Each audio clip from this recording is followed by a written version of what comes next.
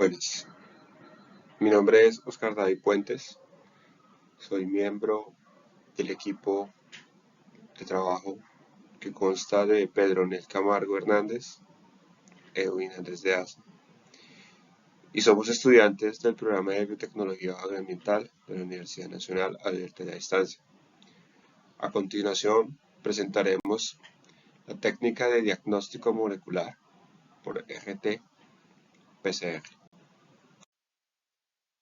Las técnicas de diagnóstico molecular han sido uno de los grandes desarrollos que se ha tenido a lo largo de los últimos años, desde que la molécula del ADN fue descubierta por el biólogo Johann Friedrich Miescher en el año 1869, puesto que con base en estos descubrimientos se ha podido abordar diferentes tipos de problemáticas en cuanto a la salud humana. También se han podido tener grandes desarrollos en la parte de la producción de alimentos, el estudio sobre plantas.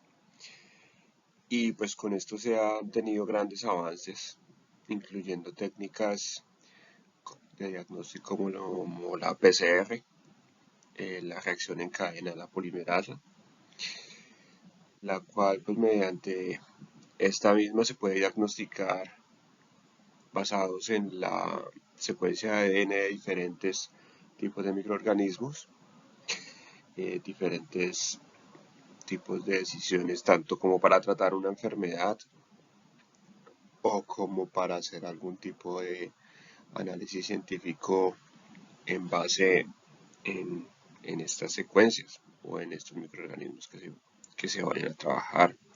En plantas también se ha trabajado mucho el diagnóstico molecular para identificación de enfermedades, como también para la identificación de moléculas o de secuencias resistentes a diferentes tipos de estreses, bióticos, abióticos, también secuencias de interés para características específicas en cuanto a rendimientos, calidades.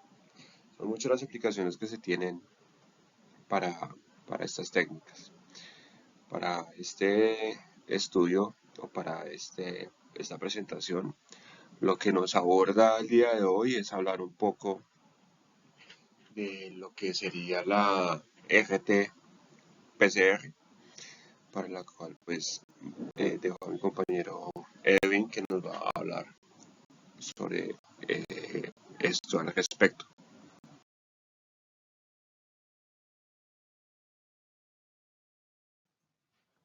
Como ya lo comentaba el compañero en la presentación anterior, se hablaré un poco más como los principios de la RT-PCR y qué es la RT-PCR. Entendemos que la RT-PCR es una tecnología mediante cual a partir de una molécula de ARN se obtiene una secuencia de ADN complementaria mediante un proceso que se llama transcripción inversa o transcripción reversa. Después de esto, de esta retrotranscripción, se realiza una amplificación de esta ADN complementario que ya fue sintetizado, y esto se realiza por medio de una PCR estándar o una PCR convencional. Principios de la RT-PCR. Estos dos personajes, Howard Temin y David Baltimore, dieron inicio como tal al descubrimiento de la transcriptasa inversa a principios de la década de 1970. Este descubrimiento por parte de estos virólogos estadounidenses posibilitaron la creación o digamos el desarrollo de esta técnica de retrotranscripción inversa de PCR. Tenemos que la retrotranscripción inversa de la PCR Esta utiliza ARN como material de partida para la amplificación de ácidos nucleicos in vitro. Esta técnica se usa normalmente o comúnmente para el diagnóstico y la cuantificación de algunos virus, entre los cuales tenemos el virus del VIH, virus de la inmunodeficiencia humana, que es comúnmente conocido. También tenemos el virus de la hepatitis C. El diagnóstico por medio de estas técnicas facilitan también realizar como tal nuevamente los diagnósticos de dichas enfermedades. Entonces, para llevar a cabo el diagnóstico por medio de la RT-PCR, tenemos que tener listos los equipos y los materiales que se describen a continuación. Tenemos que dentro de los equipos está el termociclador, el cual es un equipo de calefacción, el cual se programa y calienta a una temperatura concreta que se haya determinado de algunos reactivos. También tenemos la cámara de electroforesis. Esta cámara o este equipo permite separar moléculas de ADN, de ARN o de proteínas en función de su tamaño y se realiza por medio de carga eléctrica. Tenemos también un fotodocumentador. Entre los materiales tenemos el RNA ya desnaturalizado, un buffer, los DNTPs, tenemos también los primers y la enzima de retrotranscripción inversa, entre otros materiales como los tubos que se utilizan para el termociclado. Después de tener estos materiales se procede a realizar toda la metodología de la RT-PCR. En esta diapositiva mostramos cómo se divide la RT-PCR, que es un mecanismo por el cual comprende dos procesos. Primeramente, una transcriptasa inversa, es la que estamos viendo en este momento, que a partir del ácido ribonucleico sintetiza un ADN complementario, en el cual se realiza posteriormente una PCR convencional. De esta forma se pueden amplificar genes que están expresados en el momento del estudio. Como se mencionó anteriormente, se divide, digamos, en dos pasos. Al principio tenemos que se realiza una transcripción inversa. Entonces, partimos de una extracción de ADN, de una muestra ya tomada. Las moléculas de ADN por lo general son muy inestables, por lo cual forman estructuras secundarias. Debido a esto, para romper los enlaces debemos subir la temperatura aproximadamente a 70 grados Celsius. Enseguida tenemos que la retrotranscripción inversa necesita de un cebador primer, en este caso es un oligo de T, para realizar el proceso. Después de esto se realiza la síntesis de ADN complementario por medio de la enzima llamada transcriptasa inversa, a la cual va integrada, se va a integrar al cebador o al primer, donde se sintetiza los núcleos de ADN. Enseguida la retrotranscriptasa inversa realiza una sintetización de una nueva cadena de DNA complementario. Aquí podemos evidenciar, ya tenemos la cadena de ADN complementario para posteriormente realizar la otra fase, que sería la fase de PCR convencional.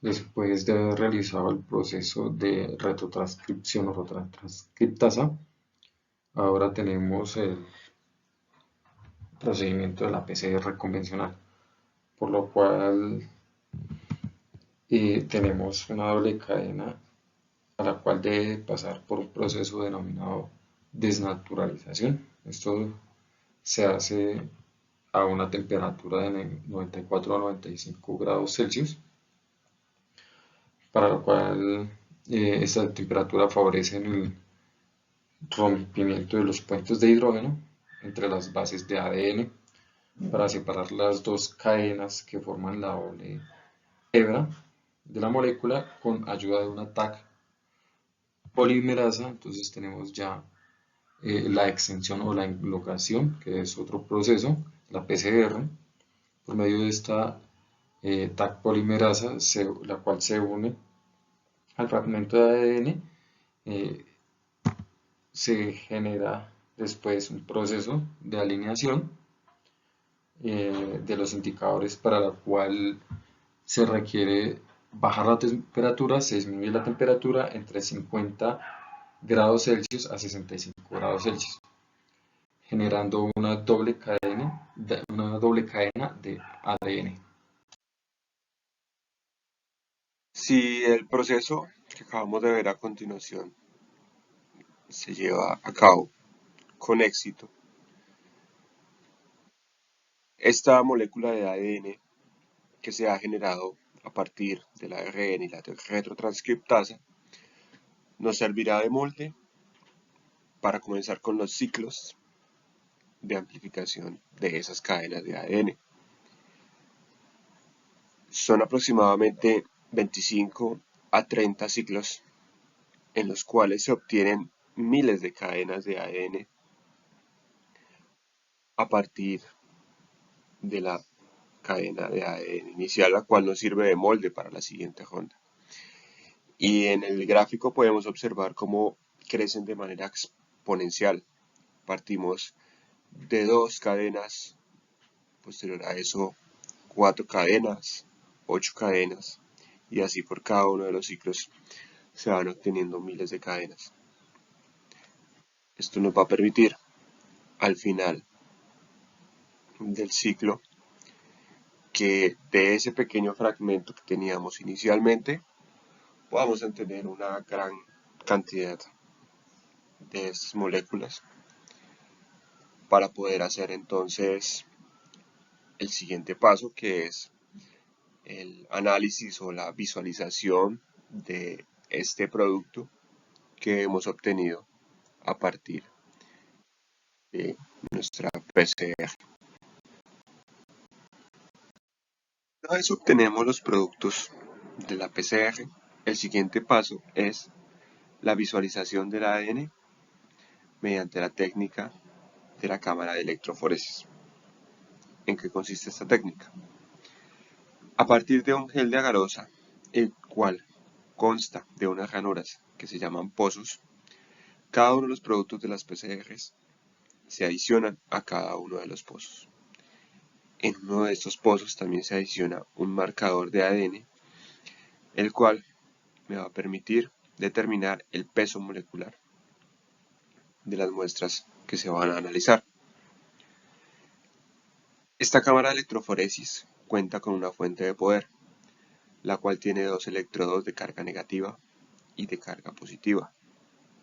El gel de agarosa se sumerge en una solución amortiguadora, la cual me va a permitir conducir la corriente eléctrica de este par de electrodos. Gracias a la composición del ADN y sus grupos fosfatos de carga negativa, el ADN migrará de la carga negativa a la carga positiva, dependiendo de su peso molecular, del tiempo en el cual se lleve a cabo la corriente eléctrica, y finalmente se comparará con el marcador de ADN, el cual se había adicionado previamente. Podemos ver en el ejemplo el resultado de una reacción de PCR del tamaño de 400 pares de bases. El marcador de ADN me permite determinar el tamaño y la longitud de este marcador. Como lo podemos ver, 100 pares de bases hasta 500 pares de bases. Para finalmente visualizar estas bandas, se adiciona por lo general bromuro de etilo, que le dará un color fluorescente a las cadenas de ADN, el cual finalmente se llevará a un fotodocumentador que, mediante visualización por rayos UV, podremos tomar fotografías y visualizar la fluorescencia de las cadenas de ADN y comparar con los tamaños del marcador de ADN anteriormente utilizados. Buenas tardes, mi nombre es Pedro Camargo. En el curso de virología, métodos de identificación y diagnóstico me correspondió ventajas y desventajas. Los ensayos moleculares de detención rápida y algunas pruebas moleculares disponibles comercialmente permiten obtener resultados en un periodo razonable como para emplearlos en las decisiones de manejo clínico, aproximadamente de 15 a 30 minutos a menos de 1.5 horas. Los ensayos moleculares son más sensibles y específicos para detectar los virus en la influenza que otras pruebas de influenza. Por ejemplo, pruebas de diagnóstico rápido de la influenza, inmunofluorescencia y cultivo viral. Las probabilidades de un resultado falso positivo o falso negativo son bajas y por consiguiente la interpretación del resultado se ve menos afectada por el nivel de actividad de la influenza a la comunidad. Otra de las ventajas es que algunos ensayos moleculares, pero no todos, pueden distinguir entre subtipos específicos del virus de la influenza. Continuamos con las desventajas.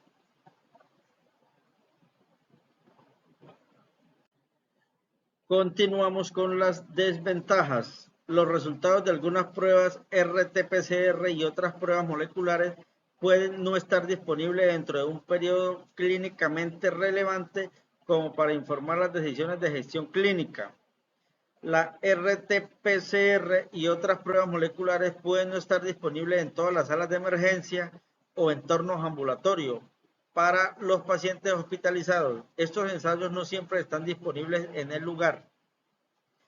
Otra de las desventajas es que todo es posible que en las muestras respiratorias tengan que enviarse a un laboratorio estatal o de salud pública o laboratorio comercial para RT-PCR. Por consiguiente, aunque la prueba pueda arrojar resultados en 4 o 8 horas, el tiempo real para recibir los resultados puede ser mucho mayor.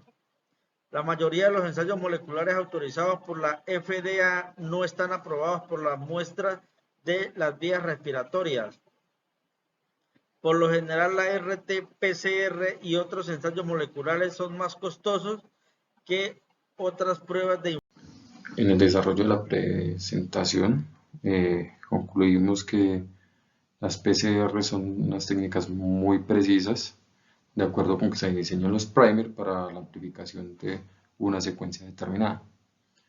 La flexibilidad de la PCR en 2 pasos nos permite un mejor control de la reacción y ha tenido también grandes aplicaciones en la construcción de librerías de ADN complementario, y también se ha soportado preservación de estos en especies de vía de extinción.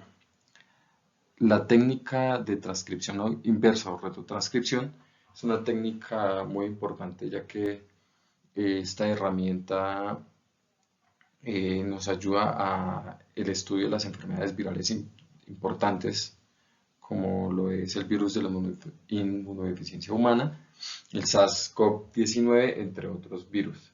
Además, ayuda a la determinación y el diagnóstico de dichas enfermedades. A continuación se presenta las referencias bibliográficas citadas en la presentación. Muchas gracias.